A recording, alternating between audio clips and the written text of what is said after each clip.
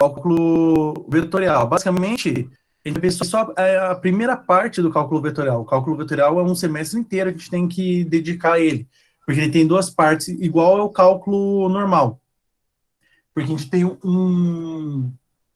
uma parte de funções vetoriais de uma única variável, que a gente vai usar t para ficar um pouquinho diferente, vocês vão ver, porque a gente não chama de f de x, a gente chama de f de t.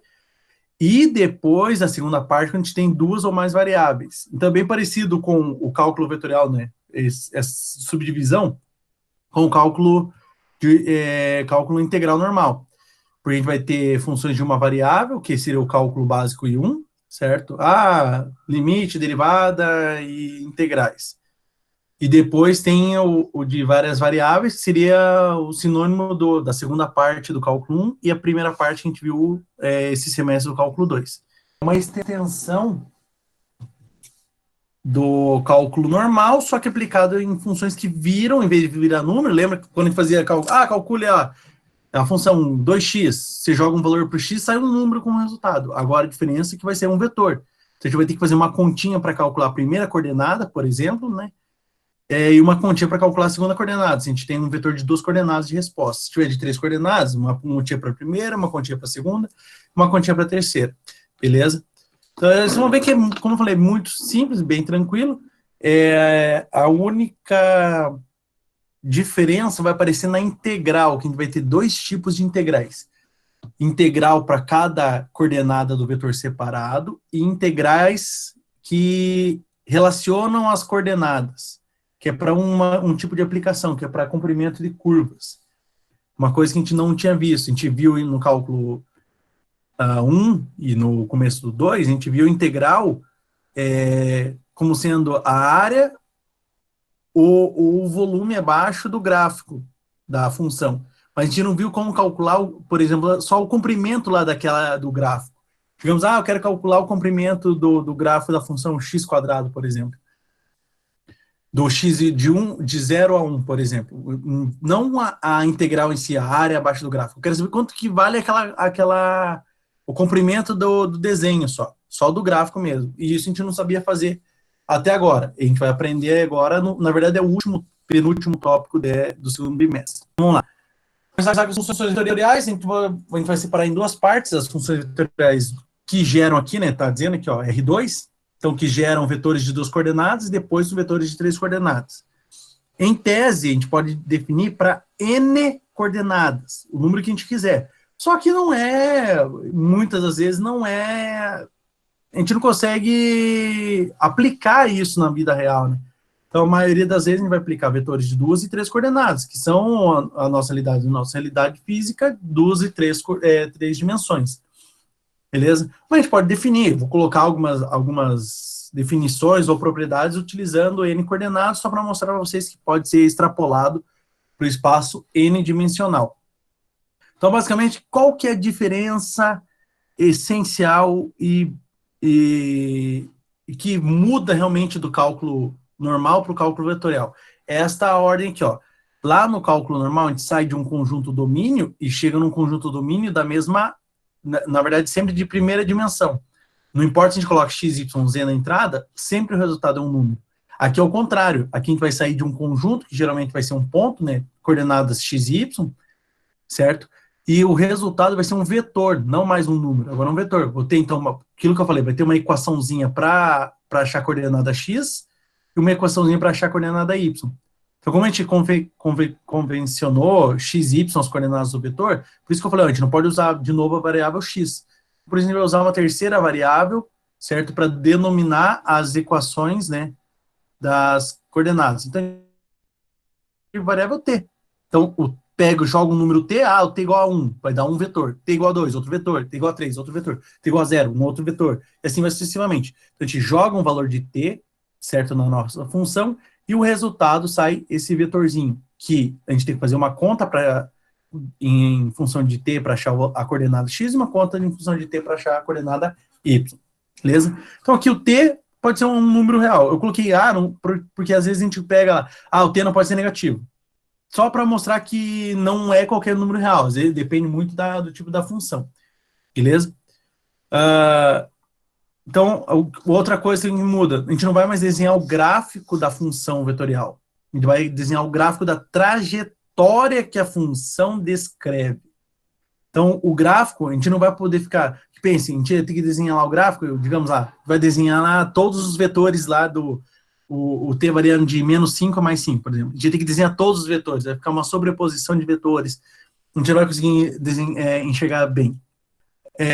Eu vou usar o GeoGebra, inclusive, deixa eu abrir ele aqui, porque a gente vai usar para desenhar. Eu não vou me aventurar de tentar desenhar no Paint ou desenhar no mouse. Então, a gente vai usar o GeoGebra mesmo para poder descrever, tá? Vocês podem acessar o GeoGebra online, não tem problema nenhum.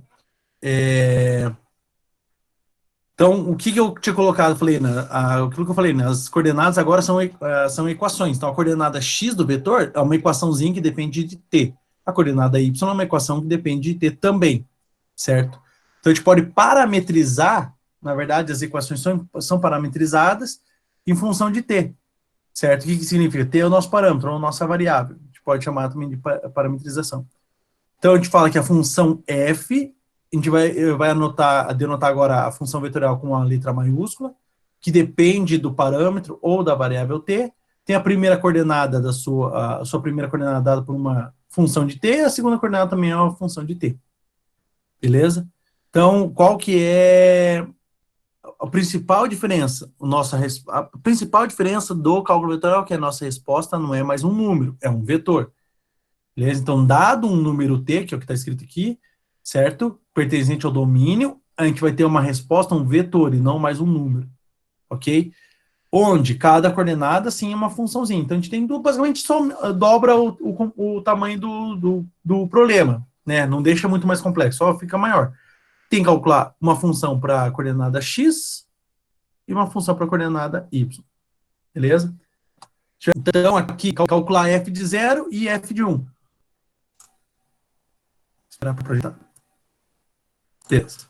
Então, aí está a nossa função, T2T. Basicamente, lá na apresentação, ele pede para calcular, né, a f de 0, ou seja, joga 0 no lugar do t, e depois f de 1. E, por fim, projetar no GeoGebra o gráfico, né, da trajetória. Então, primeiro, f de 0. O que acontece? Que basicamente vai jogar 0 no lugar desse t e jogar 0 no lugar desse t. Então, ele vai ficar, continua sendo um vetor, né? Então, vai ficar 0,2 vezes 0, certo? Nesse caso aqui, vai ser qual vetor? Vai ser o vetor de primeira coordenada 0 e segunda coordenada 2 vezes 0, 0. Então, esse é o vetor 0, 0, 0. Quando a gente coloca 0 no lugar do t, é só substituir aqui, certo? Depois ele pede o f do 1. Opa, f de 1 é igual a 1, certo, vírgula, 2 vezes 1. A resposta aqui é o vetor 1, 2. Beleza? Então, o que acontece? Basicamente, aquilo que eu falei, a diferença principal. Entra um número, sai um vetor. Entra um número, sai um vetor. Se a gente for lá para f de 3, 2, né? Antes, 2. Vai ser o quê? 2,2 vezes 2, certo? No final dá o vetor 2, 4. Beleza? Qual que é a diferença desse vetor aqui? Ele, como é um exemplo inicial, ele é bem tranquilo, bem simples. Qual que é a principal diferença dele? A primeira coordenada tem qualquer número, né, o próprio t, mas a característica dele na segunda coordenada. A segunda coordenada é o dobro da primeira. Então, ele vai ser sempre um vetor que pega a primeira coordenada e dobra o valor da primeira coordenada na segunda. Beleza? Então, vai ser o 0, 0, 1, 2, 2, 4, 3, 6 e por aí vai. Ok? Então, como que eu posso escrever como... aqui, vou colocar... Ele é nas suas equações paramétricas que a gente diz. A gente tem um f, certo? Ele é dado por equações paramétricas. Deixa eu achar aqui as chaves, certo? Onde cada coordenada é um parâmetro, ou melhor, uma função paramétrica. Então, x, a coordenada x, ela é o próprio t, beleza? A coordenada y é igual a 2t. Então, tem essas duas formas de escrever. Escrever ela na notação vetorial normal e na notação paramétrica. Então, essa aqui, vou colocar aqui, né? Vetorial, e esta outra paramétrica. E a outra paramétrica. São duas formas distintas, beleza? Aqui, como é o GeoGebra normal, tranquilo, né? Vocês podem até usar o online, vai ser a mesma coisa. Esse meu, acho que é o 6, então deve ser o mais recente, mas qualquer um ou outro vai funcionar do mesmo jeito. Vamos lá. Para desenhar, basicamente escreve do mesmo jeito. Ó. F de T é igual, certo? Qual que é a nossa vetorial lá? Era T, vírgula, 2T. Beleza? Ó, vejam o que ele escreveu. Ele mudou. Ele escreveu como sendo a equação de uma reta. Ele sempre vai tentar escrever dessa forma. Ele vai pegar um ponto qualquer, como aqui não tem nenhuma constante somando, então vai ser 0, 0, e vai separar em partes, né? Mais t vezes o vetor 1, 2, certo? Veja que só jogou o t para fora, beleza? Então, basicamente, ele vai tentar escrever na forma paramétrica, desculpa, a equação vetorial da reta, certo? Ele sempre vai tentar colocar, mas e se for uma parábola? Ele vai tentar escrever na forma vetorial, não vai tentar escrever na forma normal, igual a gente fez, beleza? Então, ele vai escrever aqui na forma vetorial. Então, é o ponto 0, 0 mais t vezes o vetor 1, 2. Está aqui. Esse aqui ele tem um probleminha, por exemplo, vamos lá, f de 0. Como que ele faz o f de 0? Ele só dá a resposta final. Por quê? Porque a primeira coordenada já é o próprio t, certo? Então ele coloca aqui, ele só dá o que muda. Opa. Beleza? Então, o que acontece? Se a gente desenhar, calcular todos os infinitos, para os infinitos t, a gente vai ter essa retinha aqui por completa, certo? O zero vai ser o vetor nulo, aí se for, por exemplo, aqui f de t, deixa eu achar aqui o vetor, certo? Eu coloquei, se eu não me engano, era quando t era igual a 1. Esse vetorzinho aqui, vocês vão ver que é a mesma coordenada, ó. É o vetor de coordenada 1, 2. Se a gente voltar aqui pro, quando f de t igual a 1, desculpa, quando t igual a 1, o vetor é o vetor 1, 2. Exatamente esse vetorzinho aqui, certo? Se a gente colocar lá o f de 2, é esse segundo vetor aqui. Começar aqui e vai até aqui, que é o vetor 2, 4, certo? Só que, lógico, aqui é um pouquinho diferente. Estou fazendo para demonstrar para vocês, mostrar realmente os vetores. Veja como que ficaria difícil, a gente colocar um vetor em cima do outro, certo? Se a gente for para o próximo, pegar o menos 1, vai ser esse vetor aqui, ó. Esse aqui é do menos 1, desculpa, menos 2, se colocar o menos 2 aqui, certo? Se colocar o menos 1, vai ser esse aqui. Então vejam que ia ficar bem, se eu tirar a função, ela está formando uma reta. Então, conforme eu for colocando mais, for colocando mais e mais vetores, ele vai seguindo esse parâmetro, essa padronização. Primeira coordenada é o próprio t, segunda coordenada é o dobro do t, vai cair exatamente em cima dessa retinha aqui que a gente tinha. Beleza? Então, como que vai desenhar no GeoGebra? Do jeito que está escrito lá normal. Escreve a função do jeito que ela está lá. O que ela vai fazer? O próprio GeoGebra que vai converter e escrever em forma vetorial. Aí é outra história, o GeoGebra que vai escrever. Mas sempre vai dar reta. Não, vai ver um daqui a pouco, se não for agora já, voltando aqui, né? Esse aqui, ele não vai ser uma reta. Ó. Segundo, desenha a imagem da função f de t igual a t quadrado.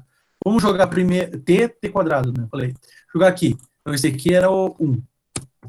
Vamos no 2. A f, eu vou colocar g, né? Para ficar outra função. G de t é igual a t, só que a segunda é t ao quadrado. Opa.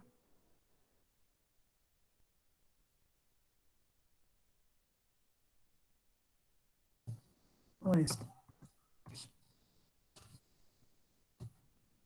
Quadrado. Beleza? Lembrando, essa aqui é a forma vetorial, certo?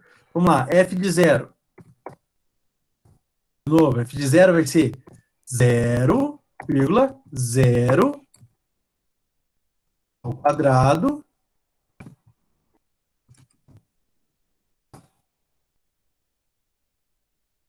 dá 0, 0, né? Se for o 1,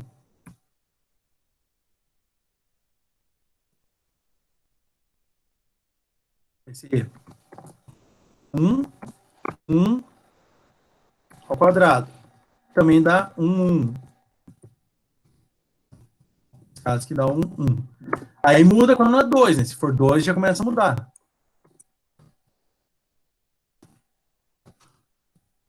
2, aí fica 2. Embora pareça muito com o anterior, né? 2 quadrado. 2, 4. Vamos lá no 3. Aí o 3 já muda. Vejam, esses... Embora aqui, né, esse repetiu, esse aqui é um pouco diferente, né? Só esse daqui que tá diferente, mas aqui tá. Vamos no 3. 3 ficaria 3 quadrado, que dá 3, 9. Beleza? Então, qual é aqui? A gente tem a forma vetorial e a forma paramétrica. Como que é a forma paramétrica? Vou colocar aqui no equation mais fácil. Opa, aqui é tudo G, né? Esqueci. G.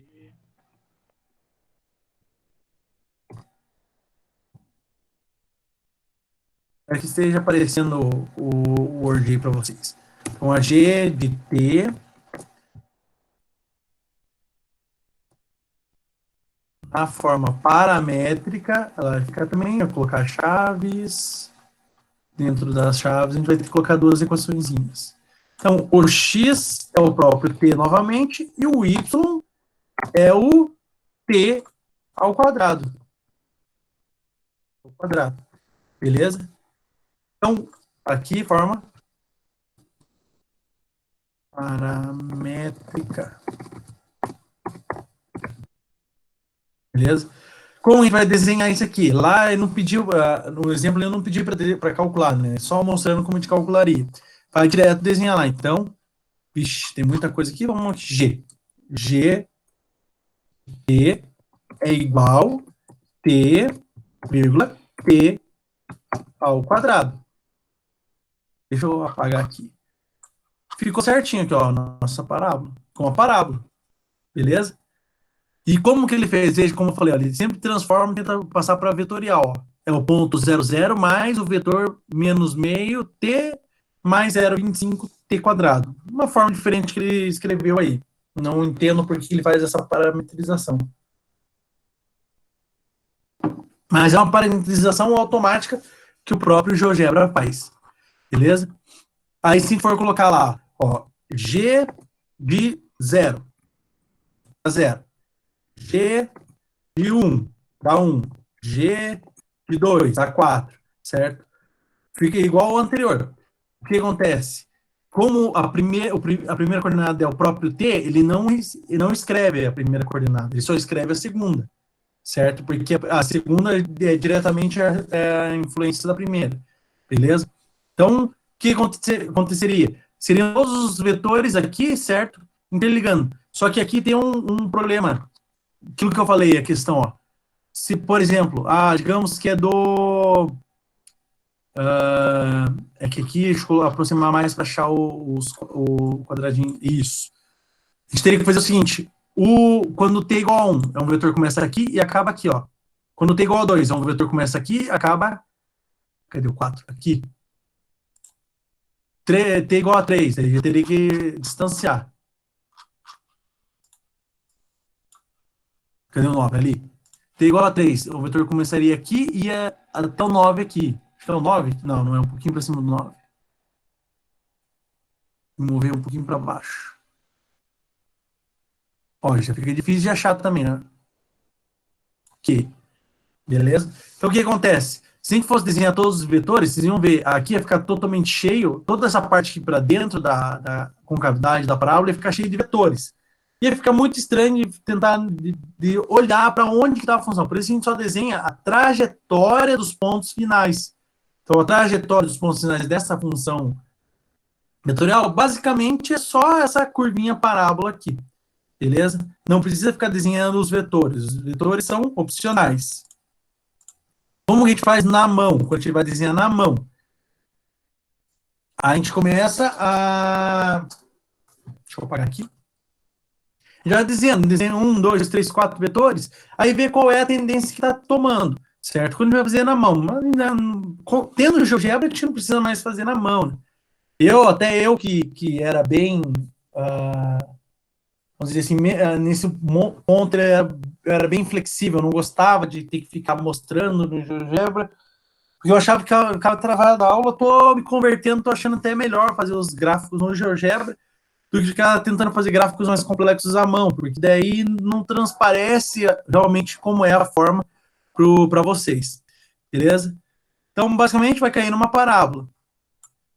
Deixa eu ver aqui. A terceira. Professor, então sempre vai ser a função simples, é só pegar. Vejam, no primeiro, a gente pegou a função. A função basicamente era só o lado, a coordenada y, certo? No segundo também é a coordenada y, é a função 2t, certo? Aquela retinha.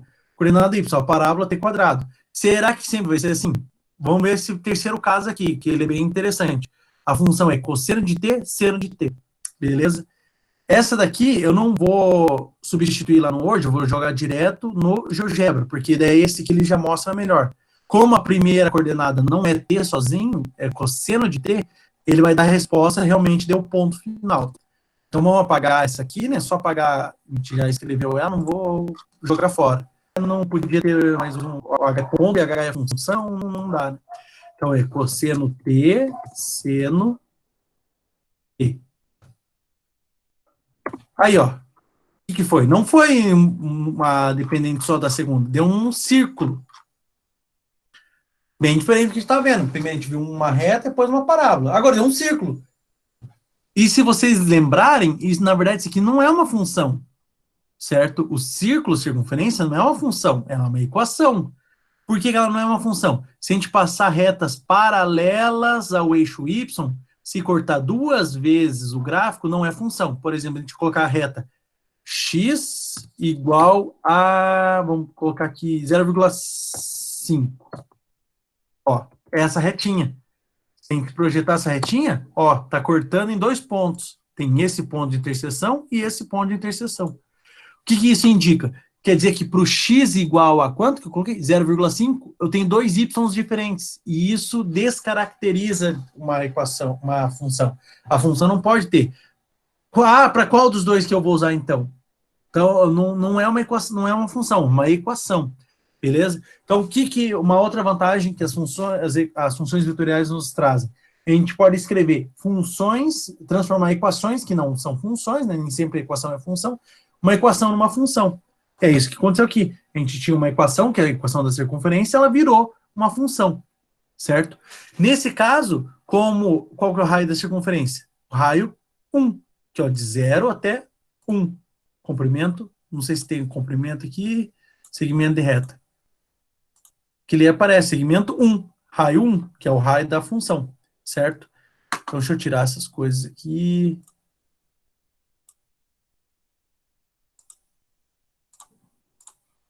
Deixa eu tirar, cadê? Aqui. Eu não sei por que isso aqui está aqui ainda. Beleza? Esse é o nosso raio. Em tese, se eu tivesse deixado o ponto, a gente podia me mover aqui, certo? O nosso raio vale 1, certo? E quando a gente calcula cosseno de t, seno de t, como aqui na frente é 1 cosseno de t, 1 seno de t, o raio vai ser uma circunferência de raio 1. Se a gente mudar ela aqui um pouquinho, ó, colocar 2 e 2, só aumentou o raio, ó. O raio agora é 2, certo?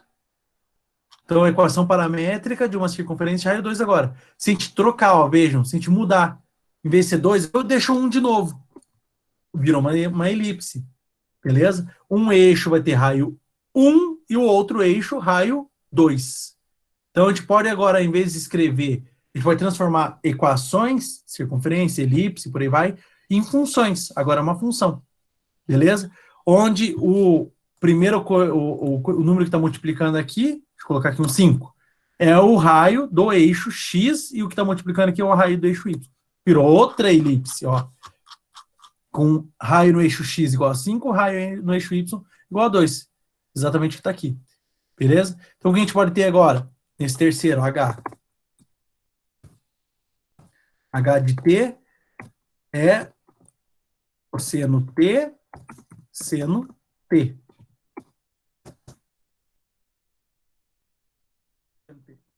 beleza? Como eu falei, não vou ficar calculando. Pode escrever, essa aqui é a forma vetorial da equação da circunferência. Raio 1, lembrando, né? A gente pode colocar aqui a equação paramétrica. H E igual aos seus dois parâmetros. O parâmetro x, que é a coordenada x, que é igual a cosseno t, e o y igual a seno. Aí que tem que lembrar que no Word ele não entende seno, né? SN, se colocar ó, sin, ele não entende, tem que ser o sim em inglês. Seno de t, beleza? Essa é a paramétrica, equação paramétrica. Então a gente transformou uma circunferência, que é uma equação, numa função vetorial. Beleza? Vocês viram aqui, né, que conforme a gente vai mudando os números aqui da frente, a gente vai tendo elipses, certo? Se a gente colocar lá, quanto maior for um em relação ao outro, por exemplo, 10, a só vai ficar mais esticada, ó, quase parece que tá reto, ó, fica bem maior. Eu coloquei 105, na verdade, exagerei um pouco. Ó, fica bem esticadona. O que indica isso? O raio no x é 105 e o raio no y é 2.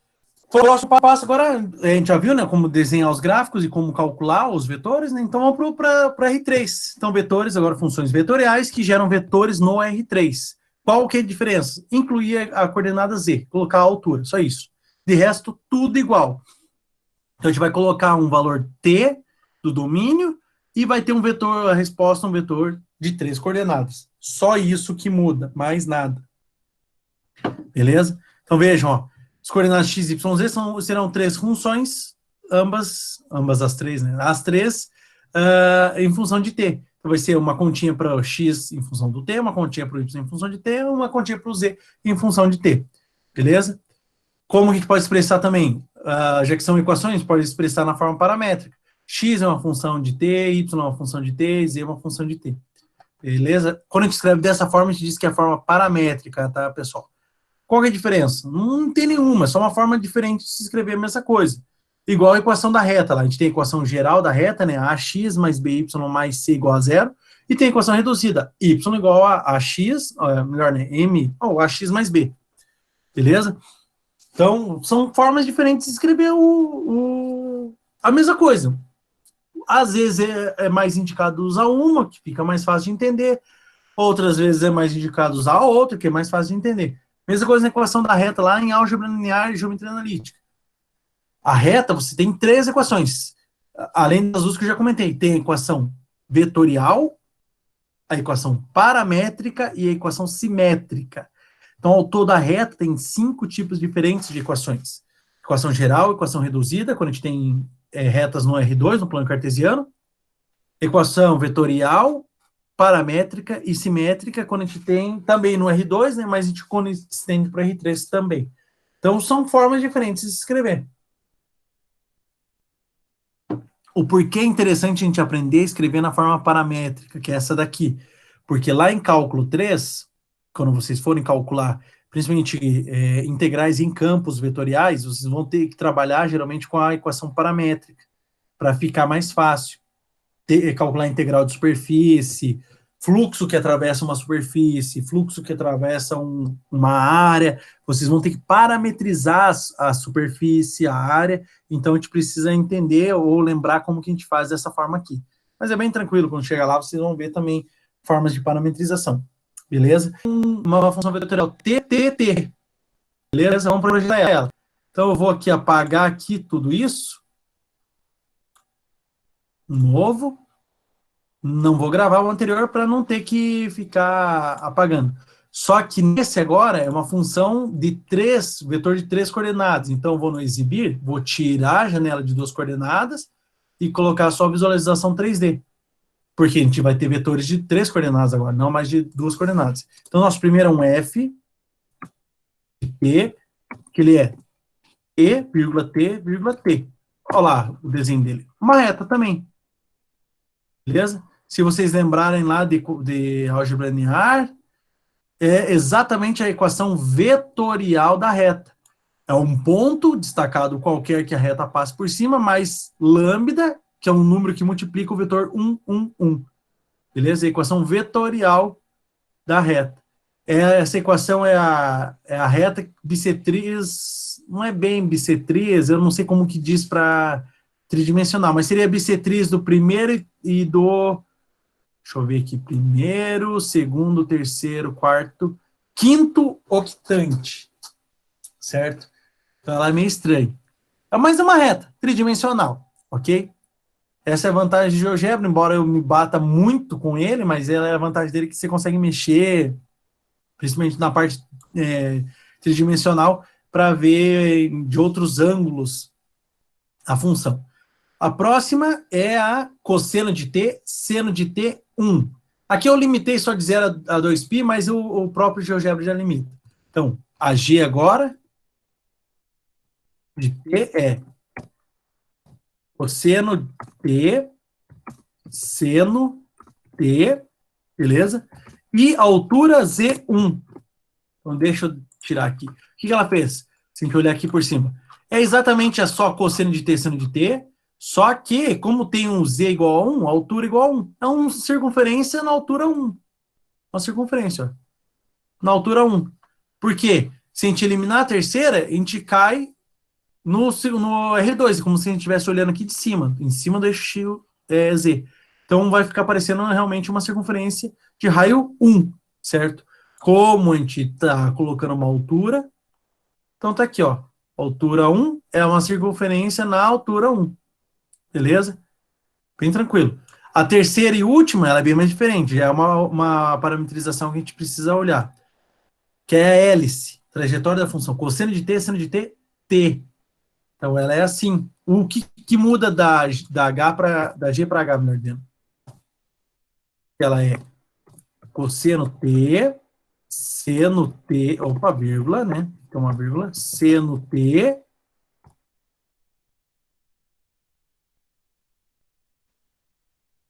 e t, certo?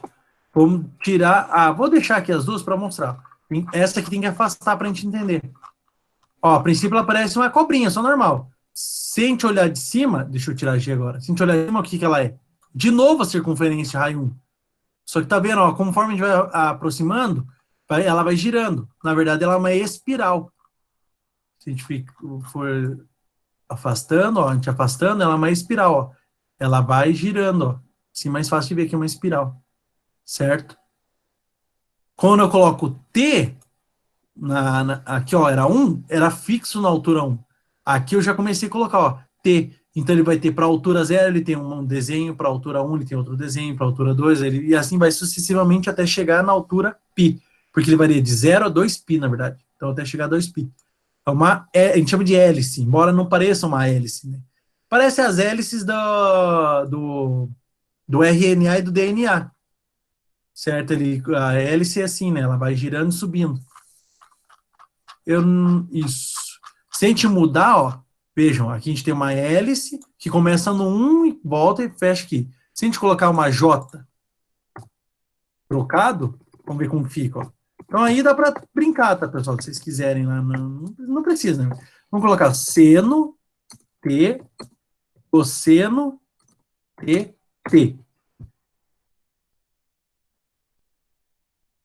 É a mesma coisa, ó. Só que ela vai começar num lugar diferente, só isso. Mas é a mesma coisa. Certo? Qual é a diferença das duas, ó? Ponto de início e o ponto de fim. Mas as duas desenham olhando de cima a mesma coisa. Até seguem para o mesmo sentido. Só tem como eu troquei a ordem, seno, cosseno e seno, troca de sentido. Beleza? Então, como eu falei, que ele não está desenhando os vetores, só está desenhando os pontos finais da função vetorial. Beleza? Isso aqui vocês podem projetar, vocês vão ter lá para ver, mas podem projetar normal. Qualquer coisa. Tangente de t, cosseno de t, t quadrado. Joga lá no GeoGebra, ele vai desenhar bem legal lá. Beleza? Próximo. Algumas observações, como a gente pode escrever também as funções. Vou colocar aqui duas formas diferentes. Além da forma vetorial, paramétrica, a gente pode também escrever a forma vetorial usando os vetores canônicos, IJ quando é no plano cartesiano, no R2, e JK quando é no R3. Então, ele vai ter a função x de t vezes i, para dizer que é a primeira coordenada, mais y de t vezes j, para falar que é a segunda coordenada. E se tiver 3 coordenadas, z de t vezes k, para falar que é a terceira coordenada. Quando a gente vai usar isso aqui? Para fazer produto vetorial de funções vetoriais, que é daqui a pouquinho que a gente já vai ver. Beleza? Aqui, ó, a gente pode escrever em função das componentes. Aqui, essa daqui a gente usa mais quando a gente só quer falar que a função tem 2 coordenadas, a função tem 3 coordenadas, ou a função tem n coordenadas. Aqui, ó, n, certo? A gente vai colocar f, mas aqui a gente nunca coloca as equações. A gente coloca a função f de t, é uma f1, f2. A gente diz que ela tem 2 componentes. Cada coordenada é uma componente agora da função. F de 3, ou melhor, F que tem 3 no R3, tem 3 componentes. F no Rn tem n componentes, ou seja, n coordenadas. Cada uma das Fi são chamadas componentes da função vetorial f. Só uma forma diferente de se escrever. Como eu disse, geralmente a gente usa essa forma mais para falar, dada a função f igual a F1, F2, F3, F4, F5, até F9, por exemplo. Para você não ter que colocar todas as equações uma do lado da outra e não caber, certo, onde você quer escrever. Mas é uma forma simplificada de se escrever, só. Não muda nada, tá, pessoal? Uma forma simplificada. Que às vezes os livros usam assim para denotar, para fazer demonstração, quando você não precisa reescrever todas as equações das coordenadas. Só precisa falar, é uma função de 9 coordenadas. Então é mais fácil, beleza? Vamos agora para as operações, as principais operações elementares que a gente vai utilizar por enquanto. Então, primeiro, soma. Como a gente está trabalhando com funções que viram vetores, todas as operações que a gente vai ver aqui são as mesmas operações de vetores. Então, a gente vai ter soma de vetor, 3 tipos de multiplicação de vetor, 4 tipos, na verdade. 2 de multiplicações entre vetores e 2 de multiplicação de alguma coisa vezes o vetor. Então, a soma das funções é igual a soma aqui, né? Fazer a soma f mais g é pegar o vetor resultado da f mais o vetor resultado da g. A multiplicação de k vezes a f, o k sai para fora da função. Aqui é um pouquinho diferente, uma função normalzinha, por exemplo, um 2x ou um 2t. Uma função real vezes a vetorial é a função real vezes todas as coordenadas da função vetorial. Daí, 2 tipos diferentes de produto entre funções vetoriais. Produto escalar, que é o quê? Aquele normal que tem um pontinho no meio, que é a primeira coordenada da primeira vezes a primeira coordenada da segunda, mais segunda coordenada da primeira vezes a segunda coordenada da segunda, mais terceira coordenada da primeira vezes a terceira coordenada da segunda, mais reticências até a última coordenada da primeira vezes a última coordenada da segunda. Beleza? Então, esse daqui recebe o nome de produto escalar, esse primeiro. Por que produto escalar? Ou produto interno? Porque o resultado é um escalar. O que é um escalar? É um número, tá? Uma constante. Então, o resultado, isso aqui é uma constante ou uma função que dá um número como resultado. Se a gente não jogar número no lugar do t, beleza? O segundo é o produto vetorial entre funções, só que ele só é definido em um tipo de função. De 3 coordenadas, ó, quando ela tem 3 coordenadas, certo? N igual a 3, terceira dimensão, 3 coordenadas. A gente pode fazer, que é o produto vetorial de vetores. IJK, normal, né, da física lá, os canônicos. Aí tem que levar em consideração a ordem, porque F vetorial G, em geral, é diferente de G vetorial F, tem que levar em consideração. Se a primeira que está aqui é F, então na segunda linha tem que entrar as componentes da F. Se a segunda aqui é G, na terceira linha tem que entrar as componentes da G. Beleza? Então tem que seguir essa ordem. Ok? 9h20 ainda tem bastante tempo. Então, basicamente, produto escalar de vetores, produto vetorial de vetores. Soma de vetores, um número vezes um vetor. Aqui, que a diferença aqui é uma função real vezes uma vetorial. O comportamento dela, a gente vai fazer um exemplo daqui a pouquinho, mas é igual ao comportamento do número, certo? Então é 2t vezes o vetor. O 2t passa multiplicando cada uma das coordenadas do vetor. Basicamente isso. Vamos começar aqui, ó. Primeiro, f são 2 funções de 3 coordenadas, para poder fazer o produto vetorial das funções. Então é cosseno de 3t, seno de 2t, t quadrado. Uma coisa, pessoal, vejam que o ângulo é o ângulo que está sendo multiplicado por 3. Então, o 3 está dentro do ângulo, ele não está aqui fora. É diferente daquele que a gente desenhou. 2t está aqui fora, está dentro, né, no ângulo, e t quadrado. A segunda, a g, 3, t cubo, t E a Fzinha é elevado a menos 2t. Beleza? Então, primeira coisa, calcula o produto interno entre essa e essa. Primeira vezes a primeira, mais segunda vezes a segunda, mais terceira vezes a terceira. E soma tudo. Segundo, a função fzinha vezes a fzona. Isso vai ser elevado a menos 2t vezes cada uma dessas coordenadas. Só vai passar multiplicando para dentro. A gente vai fazer passo a passo ali. E por último, o produto vetorial. Beleza? Da fzona pela gzona. Então vamos começar aqui pela letra A da 5. Beleza? Só repetir aqui o enunciado. Então vamos lá. Produto interno. A F vezes a G. Lembrando que no produto interno, quando é o pontinho, tanto faz a ordem. F vezes G é igual a G vezes F. Nesse primeiro. Então vai ficar cosseno de 3t vezes 3 mais seno de 2t vezes t cubo mais t quadrado vezes t. Tá aqui, ó. Segunda linha. Ó, a diferença da segunda linha aqui para a terceira. Esse 3 está multiplicando com o seno inteiro, então ele só foi para frente. O t ao cubo está multiplicando o seno inteiro. Então foi para frente. E aqui, t quadrado vezes t, t ao cubo. Beleza? Beleza? Agora, professor, você falou que tinha que dar um número. Aquilo que eu falei, ou vai dar um número, ou vai dar uma única funçãozinha, ó. É uma função só. Se a gente jogar o número 0 para o t, a gente vai ter um resultado numérico, certo? Não é um número porque a gente não jogou um valor para o t, a gente deixou t livre. A gente deixou a função de t ainda, ok? Segundo, a letra B era multiplicar a f aqui pela fzinha. Então, ó, multiplicar f pela fzinha. Ou seja, pega aqui fora, a gente coloca a fzinha e do lado direito a fzona. Qual que é o comportamento da fzinha aqui, que é o e elevado a menos 2t? Como se fosse um número, como se fosse 2 multiplicando esse vetor. Ele vai passar multiplicando em cada uma das coordenadas. Vai ser uma distributiva. Na verdade, é uma distributiva. Você vai fazer e elevado a menos 2t vezes cosseno de 3t, e elevado a, vírgula, e elevado a menos 2t vezes seno de 2t, vírgula, e elevado a menos 2t vezes t quadrado. Basicamente, ele vai fazer a distributiva. Vai continuar sendo um vetor. Veja, daqui para cá virou uma função real, a função que a gente já viu até o primeiro bimestre.